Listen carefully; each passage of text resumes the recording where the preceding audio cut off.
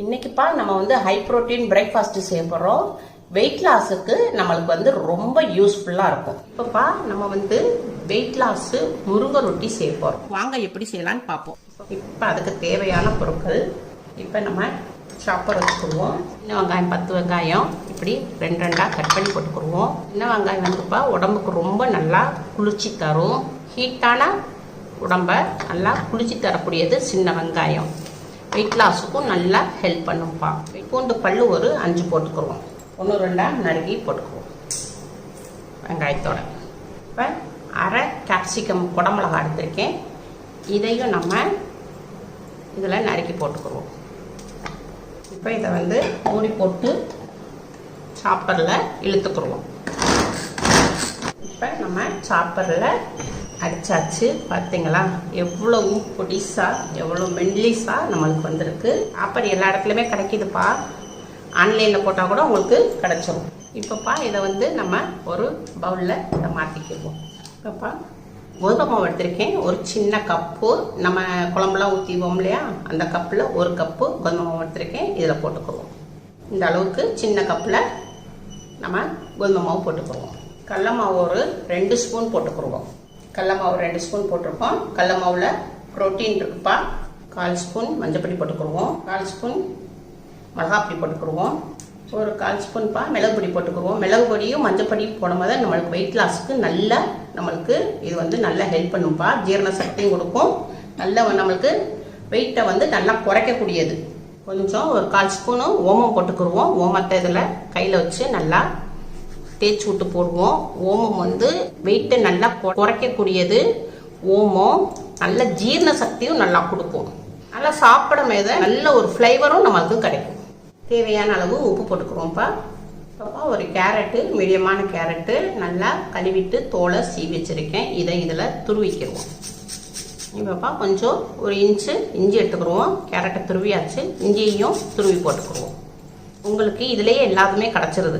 இப்போ நம்ம வந்து கேரட்டு, இப்போ மிளகு, மஞ்சப்பொடி, சின்ன வெங்காயம், வெள்ளைப்பொடி இதெல்லாம் நம்ம டெய்லி நம்ம இப்படி சேர்த்து நம்ம சாப்பிட்டோம்னா நம்மளுடைய வெயிட் வந்து நல்லா குறையும்ப்பா. நல்ல ரிசல்ட் கிடைக்கும் உங்களுக்கு.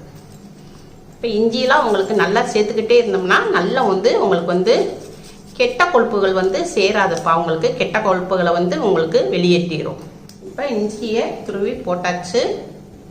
இப்போ ஒரு பச்சை மிளகா போட்டுக்கிடுவோம்.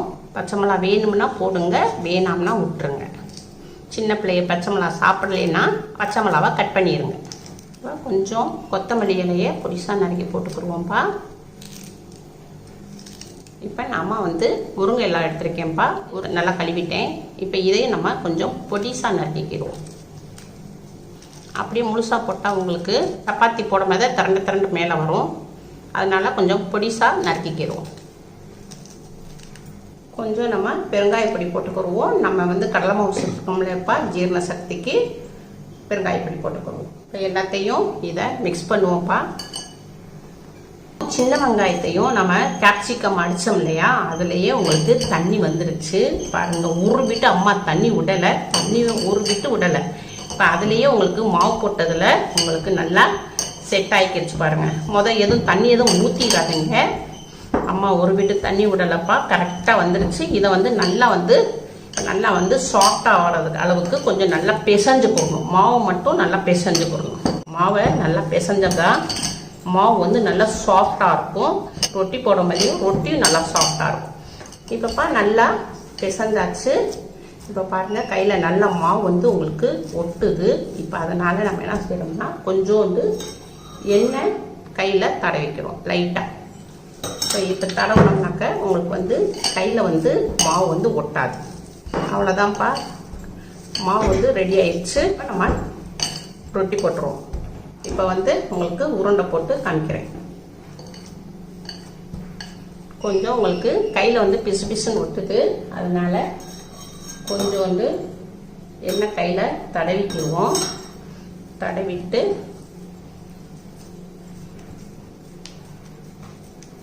இப்படி உருண்டை போட்டுக்குவோம். இப்போ நம்ம 2 பேர் சாப்பிட்லாம்ப்பா. வந்து 4 உருண்டை வருது. 4 உருண்டையில் ஒரு ஆள் 2 சப்பாத்தி சாப்பிடலாம். அம்மா வந்து 2 பேர் சாப்பிட்ற அளவுக்கு செஞ்சுருக்கேன்ப்பா.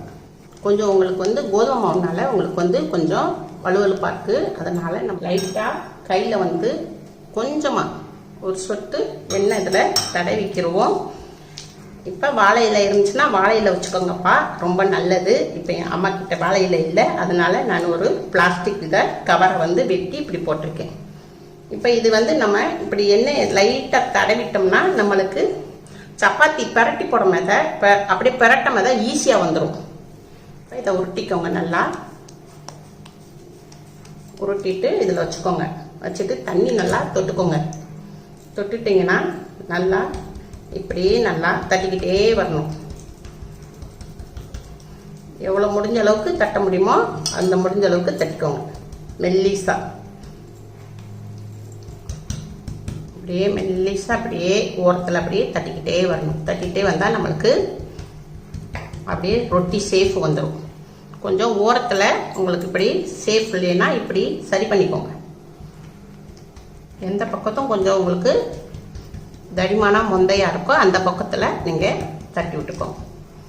அவ்வளோதான்ப்பா, தட்டியாச்சு. கேஸ் ஆன் பண்ணியிருக்கேன். சப்பாத்திகள் நல்லா சூடாகட்டும். சப்பாத்திகள் நல்லா சூடாயிருச்சு. இப்போ நம்ம எண்ணெய் துணியை வச்சு சப்பாத்திகளில் தடவி விட்டுக்குருவோம். இப்போ வந்து நம்ம வந்து அடுப்பை வந்து மீடியத்தில் வச்சுருவோம்ப்பா. இப்போ நம்ம தட்டி இருக்கோம் இல்லையாப்பா, இதை வந்து அப்படியே கவுத்திடணும். நம்ம கையில் கவுத்திட்டு இதை அப்படி வந்து அப்படியே மெல்லிசாக அப்படியே எடுங்க. எடுத்தீங்கன்னா அப்படி வந்துடும். இப்போ இதை வந்து இதில் போட்டுக்கிறோம். இப்போ இது வந்து வேகட்டும். ஒரு 3 நிமிஷத்துக்கு நம்ம மீடியத்தில் வச்சு வேக விடுவோம். இப்போ நம்ம இந்த சப்பாத்தி வேங்காட்டியும் வேகிற டைமில் நம்ம இந்த சப்பாத்தியை தட்டிக்கிறோம். இப்போ நம்ம ஒரு 4 டிராப்ஸு நெய் விட்டுக்குருவோம்ப்பா. நெய் விட்டோம்னா கொஞ்சம் நல்லா வாசமாக இருக்கும், நல்லா சாப்பிடவும் டேஸ்ட்டாக இருக்கும், நல்லா சாஃப்டாக இருக்கும் ரொட்டி. அதனால ஒரு 4 டிராப்ஸ் விடுங்க. விட்டிங்கன்னா உங்களுக்கு கரெக்டாக இருக்கும். இப்போ வெந்துருச்சுப்பா. இதை வந்து நம்ம பிரட்டி போட்டுக்குருவோம். நல்லா அமுக்கி விட்டுருவோம். பிரட்டி போட்ட பக்கம் நல்லா அமுக்கி விட்டு ஒரு 2 நிமிஷத்துக்கு நம்ம வேக விடணும். ஒரு 2 நிமிஷம் வேகட்டும்.